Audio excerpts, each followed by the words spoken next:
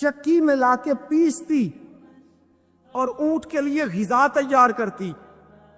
فرماتی ہیں میں سارے گھر کا کام کاج کرتی، اور حد میری فرما برداری کی یہ تھی کہ باہر ایک آدمی سودا بیچنے آیا اور مجھ سے کہنے لگا تو اجازت دے تو تیرے دیوار کے سائے میں کام کاج اتنا کرتی ہوں کہ اپنے شوہر کے جانوروں تک کی دیکھ بھال کرتی ہوں. باہر ایک آدمی سودا بیچنے والا آیا، کہنے لگا اسماء اگر اجازت دو تو تیری دیوار کے سائے میں بیٹھ کر میں چیزیں فروخت کر لوں.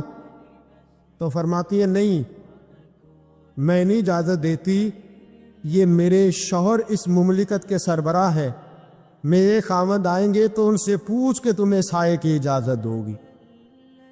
شوہر آئیں گے تو پوچھوں گی، وہ کہیں گے تو سائے میں سودا بیچ سکتا ہے. حضرت اسماء بنت ابی بکر کہتے ہیں شکوہ کوئی نہیں، گیلا کوئی نہیں، کوئی کسی قسم کی بات نہیں. ہاتھوں پہ چھالے پڑ گئے. فرماتی ہے کام کر کر کے میں تھک گئی، وقت سے پہلے بوڑھی ہونے لگی. میرے ابا جی نے حضرت صدیق اکبر رضی اللہ تعالیٰ عنہ نے ایک غلام بھیجا، ایک خادم بھیجا کہ میری بیٹی تھک گئی ہے کام کر کر کے. فرماتی ہے ڈائریکٹ نہیں بھیجا، حضور کی خدمت میں عرض کیا یا رسول اللہ اگر آپ مہربانی فرمائیں تو زبار سے کہہ دے میری بیٹی ہے وہ تھک گئی ہے، میں ایک نوکر دے دیتا ہوں کام میں ہاتھ بٹائے گا. فرماتی ہیں جناب صدیق اکبر نے حضور سے کہا رسول کریم نے میرے گھر میں وہ ملازم بھیجا تو میں نے اپنے آپ کو آزاد سمجھنا شروع کیا. دوستو، ماؤں بہنوں بچیوں، یاد رکھو تم بڑی شہزادیاں ہو. وہ کسی دانشور کا کال دیکھ رہا تھا، وہ کہہ رہا تھا کہ کوئی عورت اپنے شوہر کے گھر میں ملکہ نہ بھی ہو تو اپنے باپ کے گھر میں شہزادی تو ضروری ہوا کرتی ہے. اپنے شوہر کے گھر میں ملکہ نہ بھی بن سکے تو اپنے باپ کی شہزادی ضرور ہوتی ہے. لیکن کونین کی شہزادی کا نام حضرت فاطمہ الزہرا ہے. سیدہ فاطمہ الزہرا رضی اللہ تعالیٰ میں چکی پیستی ہے. حضرت فاطمہ اور میرے دوستو جتنے بھی گھر کے کام بی بی کر لے، کبھی چھالے دیکھے آپ نے کسی کے ہاتھوں میں؟ شہزادی کونین کے ہاتھوں میں چھالے ہوتے تھے. علامہ سبوری نے لکھا ہے اتنی پریشانی کا عالم ہے، غربت ہے، شہزادی کونین یہ دو جہاں کے شاہ ہے، پاس کچھ رکھتے نہیں، دو جہاں کی نعمتیں ہیں ان کے خالی ہاتھ میں. ایک دن حضرت علی سے شکوہ کوئی نہیں کہ آپ خرچہ نہیں دیتی. کہنے لگی مجھے پتا ہے آپ کے پاس وسائل زیادہ نہیں، اگر چرخہ لا دے. حضرت فاطمہ فرماتی ہیں چرخہ لا دے تو میں سوت بنا کے آپ کا ہاتھ نہ بٹا دوں. میں آپ کا چکی پہلے پیستی ہیں، آٹا پہلے گوندتی ہیں گھر میں. علامہ سبوری نے لکھا ہے کہنے لگی چرخہ لا دے. حضور چرخہ لے کے آئے، حضرت علی چرخہ لائے، سیدہ فاطمہ نے چرخہ بھی چلانا شروع کر دیا. چکی پیس کے، بچے پال کے، آٹا گوند کے، سارے کام کر کے، ساتھ چرخہ بھی. 6 دینار کا سود پہلی دفعہ بکا. توجہ ہے آپ کی؟ 6 دینار پہلی دفعہ بکا. فرماتی ہیں ایک لسٹ دی حضرت فاطمہ نے، کالی یہ 6 دینار لے جاؤ اور بازار سے یہ سودے لا دو. حضرت علی المرتضیٰ شیر خدا فرماتے بازار گیا تو سامنے سے مجھے ایک شخص ملا، وہ مانگ رہا ہے، بھیک مانگ رہا ہے. میرے پاس آیا، کہنے لگا علی کچھ دینا. میں نے کہا کیا چاہیے؟ کہنے لگا 6 دینار. کتنے؟ فرماتے ہیں الہی ماجرا کیا ہے؟ جیب میں ہاتھ ڈالا. یہ مصطفیٰ کا گھرانہ ہے، یہ رسول اللہ کا گھرانہ ہے، اور تیری نسل پاک میں ہے بچہ بچہ نور کا. تو ہے نے نور تیرا، سب گھرانہ ہی نور کا. رسول پاک کے داماد مقتدر نے جیب میں ہاتھ ڈالا، 6 دینار دے دیے. فرماتے ہیں دل میں خیال آیا کہ گھر جا کے فاطمہ کو کیا جواب دینا، اس نے تو محنت کر کے کمائے تھے. فرماتے ہیں میں نے رخ پھیرا تو ایک آدمی بھاگا بھاگا آ رہا ہے. کہنے لگا انت علی، آپ علی ہیں؟ میں نے کہا ہاں میں علی ہوں. نام من انت، تو کون ہے؟ کہتے میں بازار نہیں جانتا، تو کون ہے؟ کہنے لگا یہ چھوڑیے، آپ نہیں جانتے، میں تو آپ کو جانتا ہوں۔ آپ کو سارا زمانہ دیواریں ہلتی رہتی ہیں اور در کانپ جاتا ہے، علی کا نام سن کے اب بھی خیبر کانپ جاتا ہے۔ فرمایا میں تو آپ کو جانتا ہوں نا۔ کہا کیا بات ہے؟ کہنے لگا مجھے سفر پہ جانا پڑا، یہ اونٹ بیچنا ہے، خریدیں گے؟ کتنے کا؟ کہنے لگا 100 دینار۔ فرمایا میرے پاس تو پیسے نہیں۔ کہنے لگا جب ہوں گے دے دینا۔ جب حضرت علی کہتے ہیں میں نے اس سے لگام پکڑی، وہ چلا گیا، میں نے رخ پھیرا ہی تھا، ایک بندہ آگے کہنے لگا جی اونٹ بیچیں گے؟ اونٹ بیچیں گے؟ میں نے کہا بیچنا ہے، کیا دو گے؟ کہنے لگا آگے گیا، پیچھے گیا، اونٹ کے دائیں گیا، بائیں گیا، کیا لیں گے؟ میں نے کہا آپ بتائیے۔ کہنے لگا جی 160 دینار۔ خریدا کتنے کا؟ اور ادھار بیچا کتنے کا؟ اور نگد؟ فرماتے ہیں میں نے اس کو دیا، 160 دینار لیے۔ اب میرے دل میں خیال ہے وہ جس سے خریدا تھا وہ مل جائے تو واپس تو کر دوں۔ فرماتے ہیں میں ڈھونڈنے لگا، ڈھونڈتے ڈھونڈتے مجھے مل گیا۔ میں نے کہا پکڑ اپنے پیسے۔ 100 دینار اس کو دیا، 6 دینار کا سودا خریدا، 54 دینار جیب میں ڈالے، لا کے سیدہ فاطمہ کی گود میں رکھے۔ میں نے کہا فاطمہ 54 دینار، پاک نبی کی پاک بیٹی، عزت والے رسول کی عزت والی بیٹی۔ یہ نہیں فرمایا کہ جو آتا ہے جہاں سے مرضی لا، میرے خرچے پورے کر، یہ نہیں فرمایا۔ کالی میری جرت نہیں پوچھ سکوں، پر میں چاہتی ہوں میرے بچوں کے گلے سے جو لقمہ اترے حلال کا اترے۔ میں پوچھ سکتی ہوں 54 دینار کہاں سے آئے؟ حضرت علی کہنے لگے کونین کے بادشاہ کی بیٹی، 100 دینار تیرے، 6 دینار تو درویش اور فقیر لے گیا۔ 100 دینار کا اونٹ خریدا، 160 کا بیچا، 6 کا سودا لے آیا، 54 واپس لے آیا۔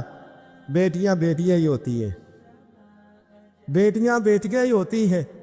بیٹی 7 سمندر پار بھی ہو تو خیر اپنے ابا جی کے گھر کی مانگتی رہتی ہے، بیٹیاں بیٹی ہوتی ہیں۔ حضرت فاطمہ کہنے لگی جائیے پہلے جا کے حضور کو تو بتا کے آئیے، اس برکت کے بارے میں حضور کو تو بتلا کے آئیے۔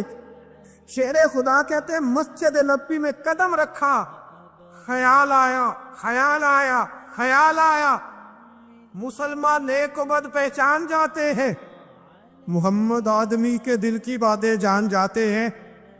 فرماتے خیال آیا، رسول کریم نے مسکرا کے فرمایا علی دیکھا میری بیٹی کے 6 دیناروں کی برکت، دیکھا میری شہزادی کے 6 دیناروں کی برکت۔ فرمایا تجھے پتا ہے بیچ کون گیا ہے اور خرید کون گیا ہے؟ کیا سنیا میں نہیں جانتا۔ فرمایا جو اونٹ بیچنے آئے وہ میکائیل تھے اور جو خرید کے لے گئے وہ جبریل امین تھے۔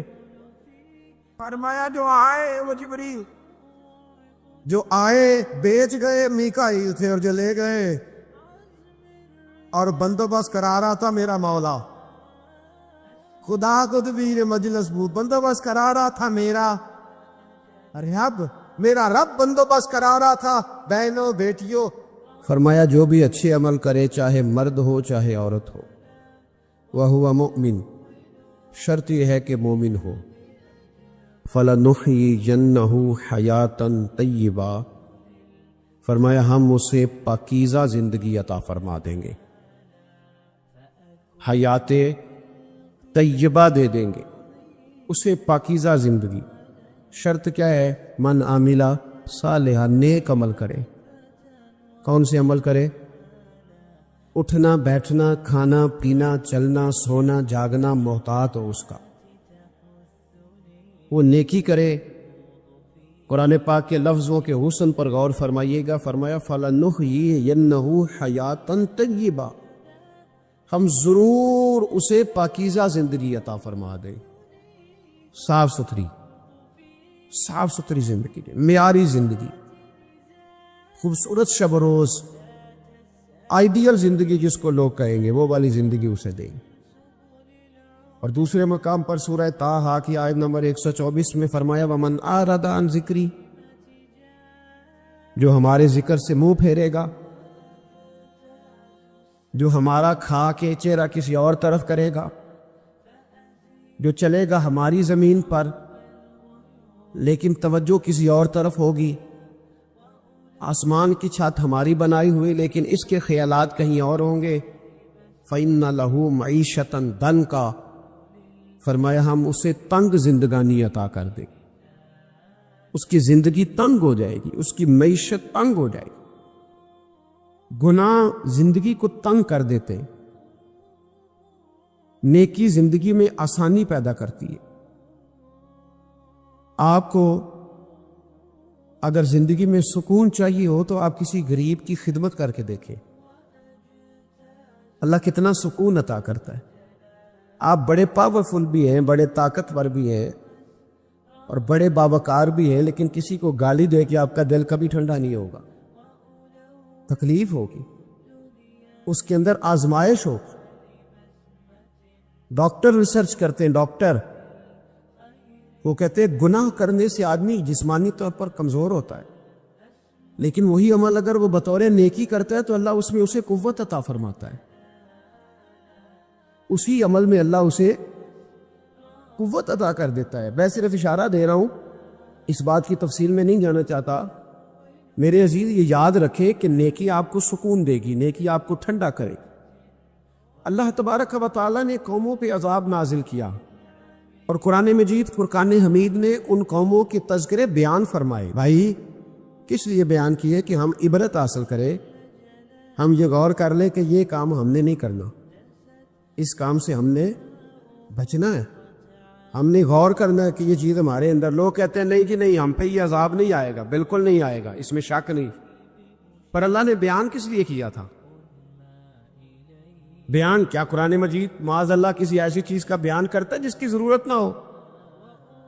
قرآن پاک نے ایک ایک حرف ایسا بیان کیا جس کی مسلمان کو ضرورت تھی۔ قوم نوح کا ذکر فرمایا قرآن پاک نے۔ حضرت نوح علیہ السلام کی قوم کو حضرت نوح علیہ السلام نے 1500 سال سمجھایا ہے۔ 15، کچھ لوگوں نے 950 سال لکھا ہے نا، اعلیٰ حضرت نے لکھا 1500 سال عمر ہوئی حضرت نوح علیہ السلام۔ اللہ تعالیٰ بندے کو جلدی سزا نہیں دیتا، بلکہ قرآن مجید میں ایک جگہ رب کریم اس طرح بھی فرماتا ہے کہ جب بندے مجھے بھول جاتے ہیں تو میں ان کے لیے نعمتوں کے دروازے کھول دیتا ہوں۔ بندہ سمجھتا ہے کہ میں کچھ تو ہے نا کہ میرے اندر کہ میں جدھر جاتا ہوں خیر ہی خیر ہو جاتی ہے، وہ سمجھتا ہے کہ میری عقل ہے، حالانکہ اللہ اسے ڈھیل دیتا ہے، اللہ اسے ڈھیل دیتا ہے۔ گناہوں کی سزا کے 3 طریقے ہیں۔ ایک ہے متنبع کرنا، تنبیہ کرتا ہے اللہ، بندہ متنبع ہو جاتا ہے، یہ اللہ کا بہت بڑا احسان ہوتا ہے۔ ایک ہوتا ہے مہلت دینا، اور ایک تیسرا ہوتا ہے اللہ خفیہ تدبیر کرتا ہے۔ تھوڑا سا سمجھیے گا، انسان پر کوئی آزمائش آئی، فوراً اس کی چھٹی اس نے کہا کہ وہ فلاں جگہ غلطی کی تھی تب ایسا ہوا ہے۔ ہوتا ہے نا کئی دفعہ آواز آتی ہے نا اندر سے، چلیں بول دے کچھ نہیں ہوتا آپ کو، اللہ جانتا ہے یہاں کوئی کچھ نہیں کہے گا آپ کو، اور ہماری تو ویڈیو بھی نہیں گھومتی، یعنی خبر بھی نہیں ہو کہ کس نے ہاں کر دی کس نے نہ کر دی۔ آپ بغیر ٹینشن کے بات چیت کریں، آج کچھ نہیں ہوتا انشاءاللہ تعالی۔ آتی ہے اندر سے آواز، میں آپ سے اس لیے ان چیزوں کی تصدیق کراتا ہوں کہ باقیوں کو بھی آتی ہے کہ نہیں، اس لیے تصدیق۔ کبھی کوئی کسی جگہ انسان پریشان ہوتا ہے تو محسوس کرتا ہے کہ وہاں مجھ سے ہوتا ہے نا جی، جس کو یہ نصیب ہو جائے بڑا خوش نصیب آدمی ہے۔ حضرت مولا علی فرماتے ہیں اگر تجھے دنیا میں سزا مل گئی تو بچ گیا ہے، سمجھ پھر اللہ کرم کرے گا، آخرت میں سزا نہیں دے گا۔ اور یہ یاد رکھ لے، وما اصابکم من مصیبت فبما کسبت ایدیکم ویعفو عن کثیر۔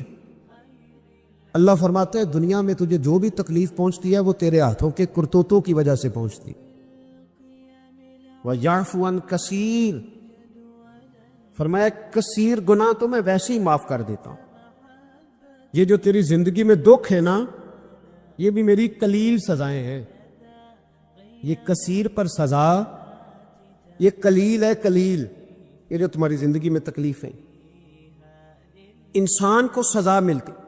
حضرت فضیل بن عیاض رحمۃ اللہ تعالی علیہ گھوڑے پہ بیٹھے تھے، گھوڑا شرارت کرنے لگ گیا، उछलने लग गया, कूदने लग गया। तो हज़रत फुज़ैल बिन इयाज़ नीचे उतरे, एक कोने में जाके नमाज की नीयत बांध ली, 2 रकअत नमाज पढ़ी, फिर देर तक इस्तिग़फ़ार पढ़ते रहे, रोते रहे, दुआ करते रहे। वापस आए, खादिम अर्ज करने लगे, हुजूर समझ नहीं आई, घोड़े ने थोड़ी सी शरारत की, वो बिदका है, आपने उसको छोड़ा है और छोड़ करके आप नमाज में लग गए। तो हज़रत फुज़ैल बिन इयाज़ फरमाने लगी, जब बंदा अल्लाह की नाफरमानी करता है ना, तो जो चीज़ें उसकी फर्मा बरदार होती हैं वो उसकी नाफरमानी करने लग जाती। तो मुझे महसूस हुआ था कि मैंने कहीं अल्लाह की नाफरमानी की है, इसलिए ऐसा हुआ है कि मेरे घोड़े ने मेरी, तो मैं तौबा करने लगा हूं और अब देखता हूं बैठ के भला क्या होता है। मैंने सच्ची तौबा, हालांकि मुझे याद नहीं कि मैं कहां बोला, पर खरी और सच्ची तौबा की। दोबारा घोड़े पे बैठे तो घोड़ा बिल्कुल सही होकर साथ चलने लग गया।